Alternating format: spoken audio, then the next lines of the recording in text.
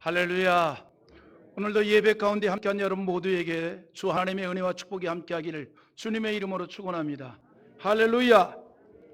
미국에 롤로 메이라고 하는 정신분석학자가 있습니다. 그 사람이 사람의 용기에 대해서 했던 말이 있는데 이런 말을 했습니다. 사람의 용기는 심장이다. 사람의 용기는 심장이다. 대단히 비유를 잘했다 생각이 됩니다. 심장이 뭡니까? 자동차로 말하면 엔진입니다. 엔진. 자동차에 많은 부품이 있죠. 일반적으로 자동차가 2만 개의 부품이 모아져서 차 한 대를 생산한다고 합니다. 굉장하죠? 2만 개의 부품. 그런데 자동차의 부품이 중요하지만 가장 중요한 게 뭐예요? 엔진 아닙니까? 마찬가지로 우리의 육체도 중요한 게 있습니다. 우리 육체에서 뭐가 중요할 것 같아요? 심장이죠. 심장. 우리 육체, 우리의 몸에 여러 지체가 있잖아요. 손과 발이 있고 눈과 코와 귀가 입이 있습니다. 그런데 그 모든 지체의 기능이 아무리 제대로 잘 되어서 만들어져 있다 할지라도 심장이 활동하지 않으면 소용이 없습니다. 우리의 삶이 그러합니다. 모든 분야에서 활동을 할 때에 무엇보다도 용기가 있어야 됩니다. 용기가 있어야 돼요. 무슨 일을 하든지 먼저 우리의 마음에 용기가 있어야 됩니다. 그런데 이것은 우리의 신앙생활도 마찬가지입니다. 신앙에 용기가 있어야 됩니다. 무슨 일을 하든지 마음에 용기가 있어야 하듯이 우리의 신앙생활을 위해서도 우리에게 신앙적 용기가 있어야 된다는 사실입니다. 여러분, 바울 사도를 한번 보십시오. 그의 삶은 한평생 평안하지 못했습니다. 그는 가는 곳마다 사람들의 환호를 받기보다는 오히려 공격을 더 많이 받았습니다. 물론 그를 따르고 그를 지지하는 사람들도 있었지요. 그러나 그는 가는 곳마다 그를 비난하고 괴롭히는 사람들이 꼭 있었습니다. 때로는 그 지역의 유지들을 동원해서 어려움을 주었습니다. 심지어는 자신이 전도하여 예수를 믿고 한 교회의 일원이 된 사람들까지도 바울을 공격했던 자들의 영향을 받아서 바울을 비난할 때도 있었습니다. 그래서 갈등과 고통을 다 느껴야만 했습니다. 그럼에도 불구하고 바울 사도는 낙심하지 않았습니다. 오히려 용기를 가지고 담대하게 사도의 사명을 감당했던 것을 우리는 너무나 잘 알고 있습니다. 자, 바울 사도의 이러한 신앙적 용기가 어디에서 있었을까요? 그는 그런 반대와 그러한 그 어려움 속에서도 절대로 낙심하지 않았어요. 오히려 담대히 주의 생명의 복음을 전했다는 사실입니다. 말씀드린 대로 그에게는 신앙적 용기가 있었기 때문입니다. 그러면 바울의 이 신앙적 용기의 뿌리는 무엇이었을까요? 어디에서 이러한 신앙적 용기가 생겨났을까요? 그것은 믿음입니다. 어떤 믿음입니까? 하나님께서 자신을 붙잡아 일을 하고 계신다는 철저한 믿음을 가지고 있었던 것입니다. 무슨 말이냐면 자신이 복음을 전하는 것이 아니라 하나님께서 자신을 사용하여 복음이 전해지고 있다는 믿음이었다는 사실입니다. 내가 하나님의 일을 하는 것이 아니라 하나님의 일에 내가 도구처럼 쓰임을 받고 있다는 믿음이었습니다. 내가 하는 게 아니다. 하나님께서 하나님의 일을 위하여서 하나님께서 나를 붙잡아 나를 도구로 사용하시고 하나님이 일하신다는 거예요. 그래서 어려움도 하나님께서 책임질 것이고 나에 대해서 박해를 하고 공격하는 자들의 모든 문제도 하나님께서 해결해 주실 것이라는 그런 믿음을 가지고 있었다는 것입니다. 그러므로 에베소서 3장 7절에 이렇게 말합니다. 이 복음을 위하여 그의 능력이 역사하시는 대로 내게 주신 하나님의 은혜의 선물을 따라 내가 일꾼이 되었노라. 무슨 말입니까?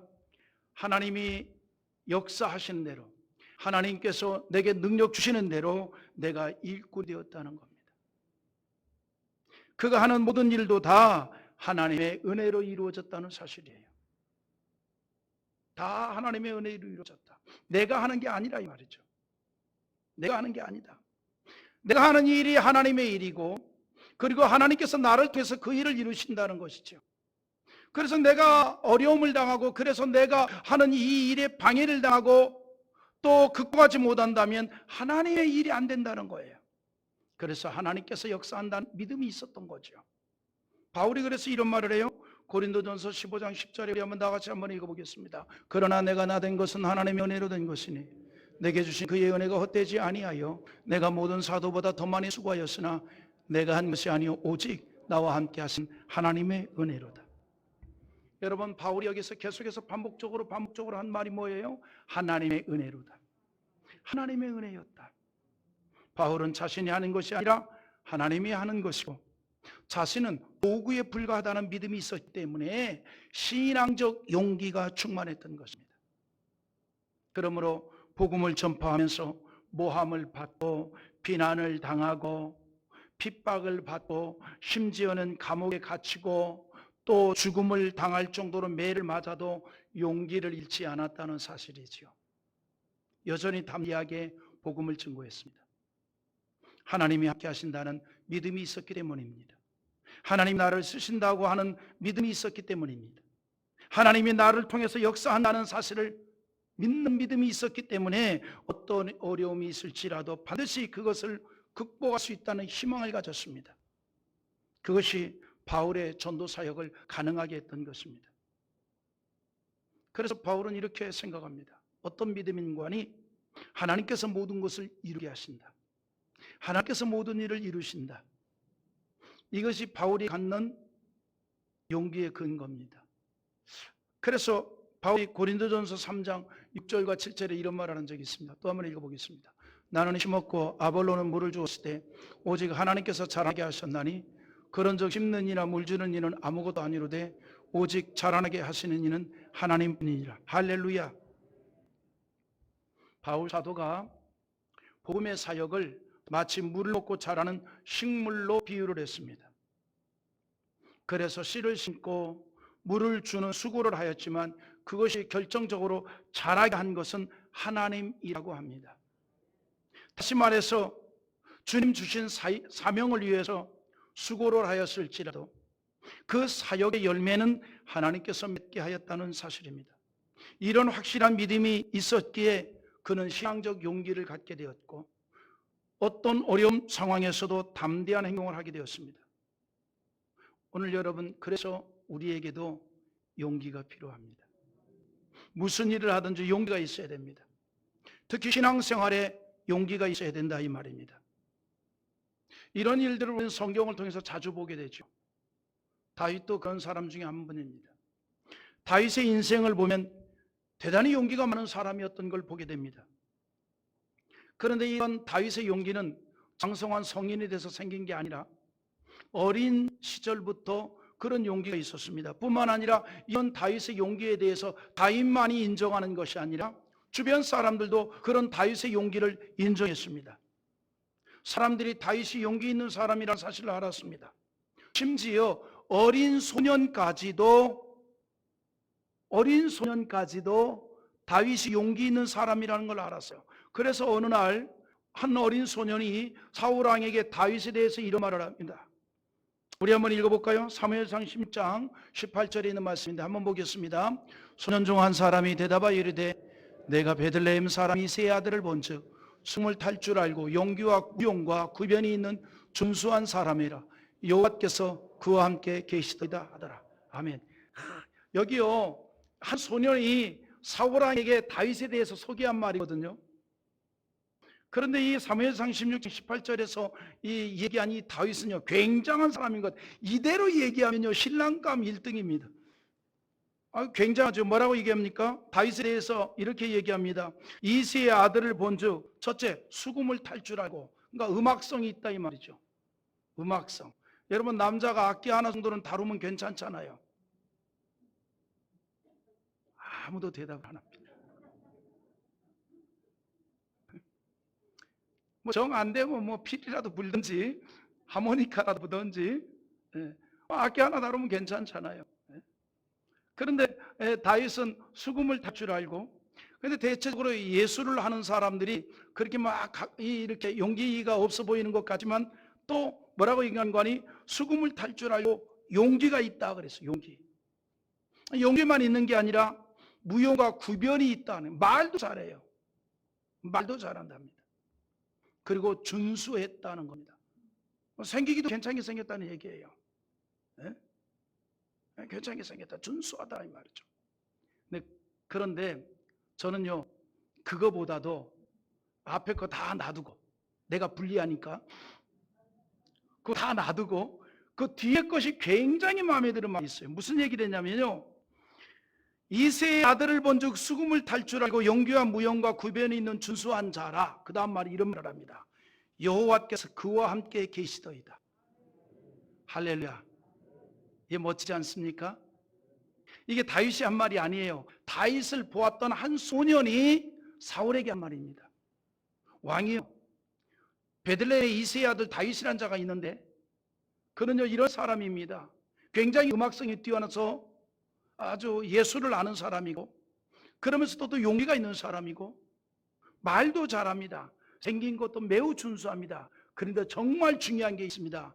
여호와 하나님이 그와 함께합니다. 오늘 여러분, 우리 사랑하는 성도들 누군가가 평가할 때 이렇게 평가될 수 있기를 원합니다. 여호와 하나님께서 그와 함께하더라. 아멘입니까?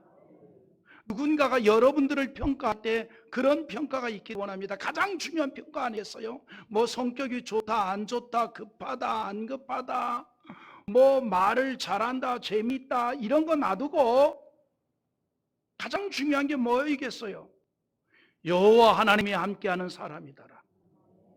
오늘 우리 모두가 여호와 하나님이 함께하는 사람으로 인정받기를 주님의 이름으로 축원합니다. 그런데 여기서 다윗은 용기 있는 사람이라는 걸 강조합니다. 용기가 있다. 사실이 그렇습니다. 다윗은 어린 시절부터 용기가 있었습니다. 그 용기는 앞서 말씀드린 대로 바울처럼 하나님에 대한 믿음으로 이루어진 신앙적 용기였습니다. 한 번은 어린 시절에 이런 일이 있었죠. 블레셋 장수 골리앗을 상대로 싸움을 하게 됩니다. 그런데 그가 모든 이스라엘 군사들이 두려워 떨던 상대 적군 장수 블레셋의 골리앗을 상대로 혼자 맞서 싸워 나갈 때에 그는 용기가 가득하였기에 떨림이 없었습니다. 담대했습니다. 그 용기가 어디에서 왔냐? 하나님의 능력을 믿는 믿음에서 왔다는 것이죠. 그러므로 사무엘상 17장 45절에 이렇게 말합니다. 한번 읽어봅니다. 다윗이 블레셋 사람에게 이르되 너는 칼과 창과 단창으로 내게 나아오거니와 나는 만군의 여호와의 이름으로 내가 모여가는 이스라엘 군대에 하나님의 이름으로 내게 나아가노라. 할렐루야. 믿으면 아멘 합시다. 너가 모여가는 이스라엘 군대에 하나님의 이름으로 내게 나아가노라 라고 했습니다. 이처럼 하나님에 대한 믿음으로 이루어진 신앙적 용기는요, 무슨 일을 하든지 두려워하지 않습니다. 주저하지 않습니다. 그리고 전능하신 하나님의 능력을 보게 됩니다. 성경에 보면 그런 인물들의 역사가 너무나 많이 있잖아요. 여호수아가 그랬습니다. 그런 하나님의 말씀에 대한 믿음으로 이루어진 신앙적 용기가 있었기 때문에 언덕까지 흐르는 요단강을 향해 그냥 들어갔습니다. 그러자 요단강이 갈라졌습니다. 이처럼 믿음으로 이루어진 용기는 하나님의 능력이, 하나님의 기적이 나타나는 줄 믿으시면 아멘 합시다. 오늘 본문의 주인공 아브라함도 마찬가지입니다. 믿음의 조상 아브라함도 그는 용기 있는 사람이었습니다. 아브라함 처음 하나님의 부름을 받고 출발할 때부터 신앙적 용기 있는 발걸음으로 힘있게 나갔던 것을 우리가 보게 됩니다. 하나님께서 아브라함을 부르실 때 뭐라고 말씀했는 거니? 너를 축복하는 자에게는 내가 복을 내리고 너를 저주하는 자에게는 내가 저주하리니 땅의 모든 족속이 너로 말미암아 복을 받을 것이다 라고 말씀했습니다. 그리고 아브라함을 축복할 것을 약속했어요. 그때에 아브라함이 아멘 하고 나아갑니다. 창세기 12장 4절에 이에 아브라함이 여호와의 말씀을 따라갔고 롯도 그와 함께 갔으며 아브라함이 하란을 떠날 때 75세였더라 그랬습니다. 여러분, 아브라함은요, 전능하신 하나님의 능력을 믿었기 때문에 여호와의 말씀을 따라 나아갔습니다. 이제는 안정을 취해야 할 시기입니다. 75세예요. 유목생활을 하는 시절입니다. 이제는 안정을 이루어야 할 때입니다. 그럼에도 불구하고 여호와 하나님의 말씀을 붙잡고 믿음으로 용기 있게 나아갔다 이 말입니다. 아브라함에게는 이런 믿음의 용기가 있었습니다. 자, 그런 아브라함의 한 모습을 오늘 본문에서 또 보게 되는데, 오늘 본문에서도 믿음의 용기 있는 행동을 우리가 보게 됩니다. 오늘 본문의 시기가 아브라함에게는 노년의 시기입니다. 노년의 시기. 그런데 그 노년의 시기에 자기 집에서 기르던 318명의 군사를 이끌고 전쟁을 했습니다. 전쟁을. 이유는 딱 한 가지. 자신의 조카 롯을 구출하기 위해서 전쟁을 한 겁니다. 여러분, 아브라함의 시대는요, 부족 간의 전쟁이 자주 있었습니다. 큰 나라가 아니라 부족 국가들이 주변에 굉장히 많았었죠. 오늘 본문에서도 전쟁을 말하고 있는데, 여러분, 대부분이 과거나 현재나 마찬가지죠. 인간의 모든 전쟁을 보면은 반드시 거기에는 탐욕이 있기 때문에 전쟁을 시작합니다. 권력자들은 자신이 가진 권력에 만족하지 않습니다. 더 많은 권력을 갖기를 원했고, 그래서 빼앗고 지배하고 싶은 마음이 있었기에 전쟁을 일으켰습니다. 우리가 고대 역사를 보면 전쟁을 하는 이유는 탐욕 때문에 하는 거예요. 그런데 아브라함이 했던 싸움은 그게 아니라 오로지 하나, 자기의 조카 롯을 어려움에서 구출해내기 위해서 전쟁을 하였다는 것입니다. 이 싸움의 배경이 이런 겁니다. 이런 싸움에 아브라함이 개입을 하게 됐습니다. 4절에 보면 이런 말씀이 있어요. 이들이 12년 동안 그돌라오멜을 섬기다가 제13년에 배반한지라 그랬습니다. 이게 무슨 말일까요? 당시에 이 모압 지역에 그돌라오멜 왕이 있었습니다. 그런데 그가 혼자가 아니라 그와 함께한 주변에 몇 왕들이 있었는데, 그 몇 왕들과 함께 연합을 이루어서 동맹을 맺고 군사적 동맹을 맺었습니다. 그런데 그 군사적 동맹을 맺은 여러 왕들 가운데 리더격인 왕이 바로 그돌라오멜입니다. 그리고 그 군사적인 힘을 이용해서 그들과 동맹하지 아니한 주변의 다른 잘 자란 부족 국가의 왕들을 지배를 한 거예요. 그냥 지배한 게 아닙니다. 그 부족 국가 왕들에게 조공을 바치도록 했어요. 그래서 나눠 먹었던 거예요. 거기에 누가 조공을 바쳤냐면 바로 소돔과 주변의 여러 왕들이 그돌라오멜이 형성한 그 왕들에게, 동맹한 그 왕들에게 조공을 바치고 섬겼습니다. 몇 년 동안? 12년 동안. 매년 추수 때가 되면 그 추수한 것 가운데 일정 부분을 조공을 바쳤어요. 12년 동안 계속해서. 물론 자발적으로 조공을 바친 건 아니죠. 군사력이 약해서 어쩔 수 없이 섬긴 겁니다. 군사력이 약해서 어쩔 수 없이 섬겼어요. 그러다가 이제 어느 정도 힘이 생겼다라고 본인들이 생각했어요. 야, 이 정도면 우리도 더 이상 조공을 바치지 않아도 되겠다. 그돌라오멜 왕에게 뭘 바치지 않아도 되겠다. 그런 생각을 갖게 됐어요. 그런 생각을 갖게 된 이유가 소돔 왕과 주변에 있는 조공을 바치던 왕들이 자기들끼리 동맹을 맺은 거예요. 그리고 군사를 계속 키워나간 겁니다. 힘을 길렀던 겁니다. 군사를 계속 키워나갔어요. 그리고 13년 만에 선언을 합니다. 이젠 그돌라오멜 왕에게 더 이상 우리가 조공을 바치지 않겠다. 해볼 테면 해봐. 뭐 이런 거예요. 해볼 테면 해봐. 뭐 이런 겁니다. 우리나라도 경제력과 국력이 이 정도 됐으면 좋겠어요. 중국한테도 신말에 해볼 테면 해봐. 에? 일본한테도 해볼 테면 해봐. 미국한테도 해볼 테면 해봐. 이런 좋은 얘기를 하는데 가만히 째려보는데 중국에서 왔어요? 다 일본에서 온 사람들 같네. 우리의 경제력과 우리의 국방력이 정말 강해가지고, 아멘입니까? 그래서 중국을 향해서도 까불지 마라, 무식한 것들 말이에요. 네? 이래야 돼요. 일본을 향해도 까불지 말아요. 우리 있잖아, 일본 사람들이 하는 말. 우리 다 한국 사람만 있으니까 쪽발이들이 말이에요. 네? 미국 사람들에 대해서도 까불지 마라. 네? 고추장도 못 먹는 거들. 적어도 우리가 그 정도 될 수 있어야 돼요.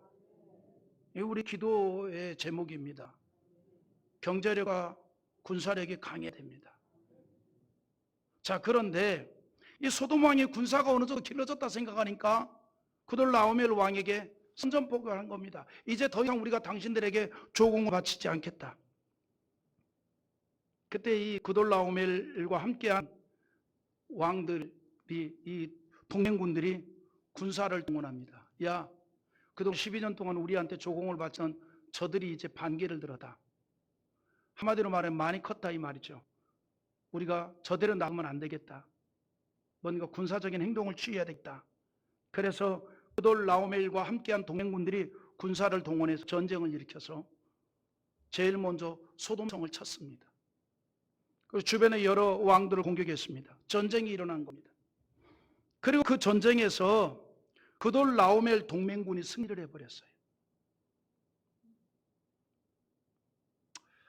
우리 한번 10절 읽어보겠습니다. 10절 시작. 찝찝 골짜기에는 역청 구덩이가 많은지라 소돔 왕과 고모라 왕이 달아날 때 그들이 거기 빠지고 그 나머지는 산으로 도망하며. 무슨 말이냐면 그돌라오멜 동맹군이 승리를 했고 소돔 왕과 함께 했던 동맹군은 패배하여 도망을 갑니다. 군사들은 시리 골짜기 구덩이에 빠져있고 나머지 군사들은 패잔병이 되어서 뿔뿔이 산으로 흩어져 도망을 가버리고 말았습니다. 그래서 이 전쟁을 일으키고 이 승리를 한 그 기세를 몰아서 그돌라오멜 동맹군들이 소돔과 고모라의 재산을 다 빼앗았습니다. 바로 그때에 소돔 고모라에 누가 살고 있었습니까? 아브라함의 조카 롯이 살고 있었습니다. 그래서 아브라함의 조카 롯도 그돌라오멜 동맹군들에 의해서 자기 재산 다 뺏겼어요. 그리고 전쟁 포로가 되어서 사로잡혀서 가는 겁니다.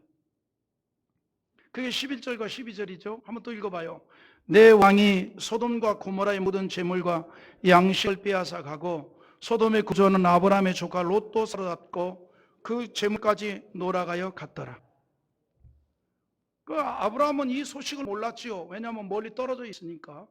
근데 누군가가 그 전쟁 중에 살아서 피신해가지고 그 소식을 아브라함에게 전한 겁니다. 아브라함이요. 전쟁이 일어났습니다. 그래서 당신의 조카도 재산도 다 뺏기고 지금 전쟁 포로로 끌려갔습니다.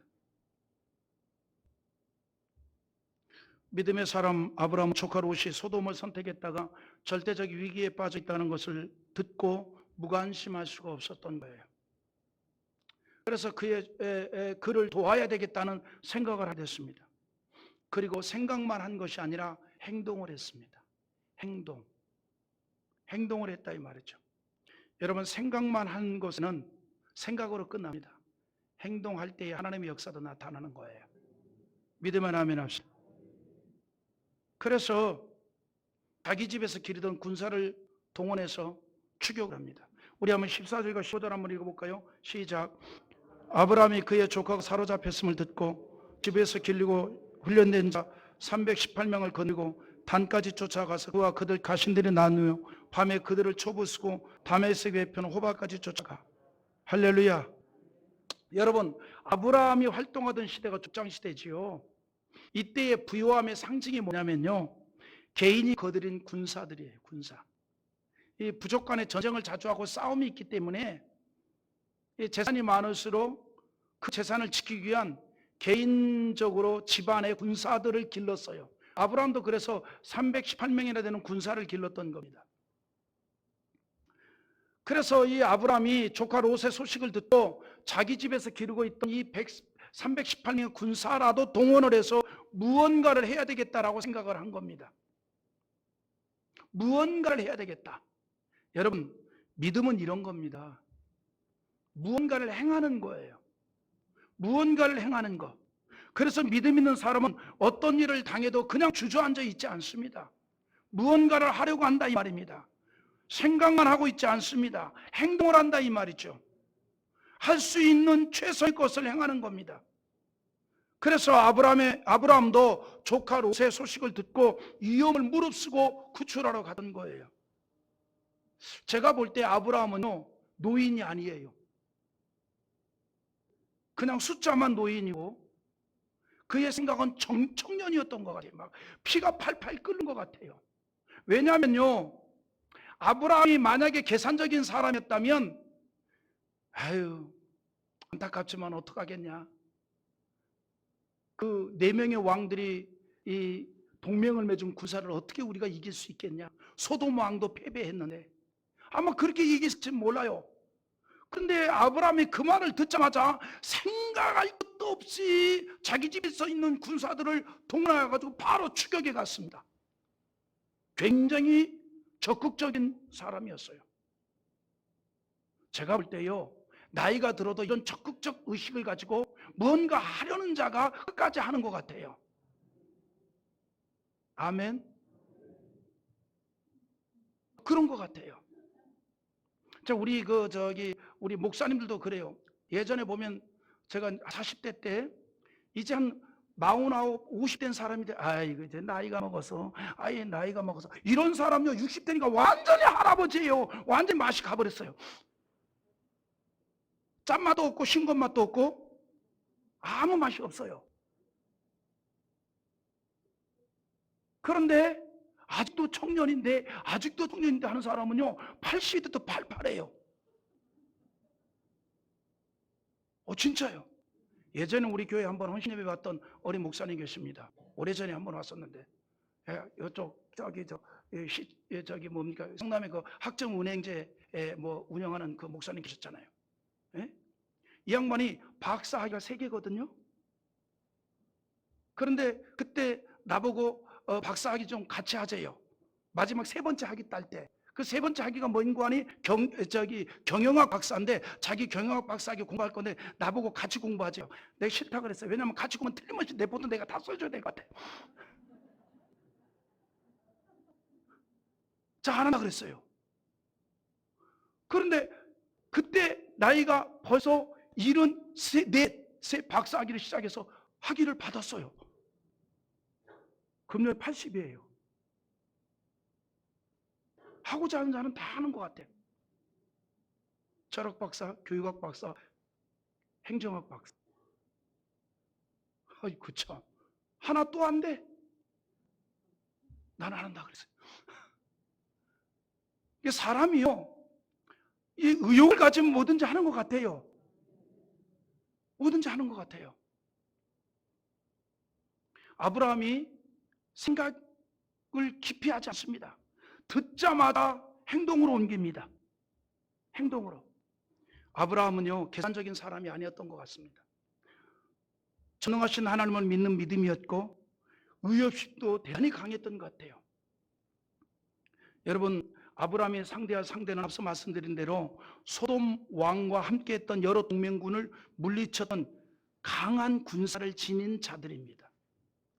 그러나 그들의 전력을 생각하지 않았습니다. 비교하지도 않았어요. 과연 내가 저 많은 군사들과 싸워서 이길 수 있을까? 비교하지 않았어요. 좀 전까지만 해도 그돌라오멜의 군대는 소돔 왕과 함께했던 모든 족속들의 군대를 진멸시켰습니다. 그런데 고작 족장에 불과한 아브라함이 소수의 군대를 가지고 지금 거대 군대를 치려고 가는 거예요. 어떻게 보면 대단히 어리석은 행동으로 보여집니다. 여러분, 보니까 너무 똑똑한 사람들의 특징은요 계산이 빨라요. 자신의 지식과 경험과 상식으로 앞뒤를 전부 계산해서 모두 행동을 합니다. 물론 그런 사람들에게는 실수는 없을지 모르나 그러나 기적은 나타나지 않습니다. 아브라함은 자신이 가지고 있는 318명의 군사라도 끌고 가서 조카를 구원하고자 한 열망과 용기로 가득했습니다. 자칫 잘못하면 아브라함도 롯과 똑같은 모든 것을 이룰 수 있어요. 생명까지 이룰 수 있어요. 그런 위험을 알면서도 달려갔습니다. 무엇 때문일까요? 용기, 신앙적 용기, 전능하신 하나님께서 함께한다는 믿음, 거기에서 생겨난 용기였습니다. 이제까지도 역사하신 하나님, 앞으로도 역사할 줄 믿었던 겁니다. 할렐루야. 아브라함의 행동은 믿음으로 이루어진 용기가 가득한 행동이었습니다. 앞서 말했듯이 이런 아브라함의 행동은 인간적으로 보면 얼마나 어리석은 행동인지 모릅니다. 그러나 믿음의 용기를 가지고 행동했던 아브라함은 그 전쟁에서 승리를 했습니다. 놀라운 일이죠. 그리고 하나님의 복을 받습니다. 16절 한번 읽고 마칠까요? 16절 시작. 모든 빼앗겼던 재물과 자기의 조카 롯과 그의 재물과 또 부녀와 친척을 다 찾아왔더라. 할렐루야. 빼앗겼던 모든 재물과 자기의 조카 롯과 부녀와 그와 관계된 모든 사람들을 다 데리고 왔어요. 아브라함이 이렇게 할 수 있었던 것은 믿음에서 생긴 용기가 있었기 때문입니다. 믿음의 용기를 지닌 아브라함을 하나님께서 도와주셨고요.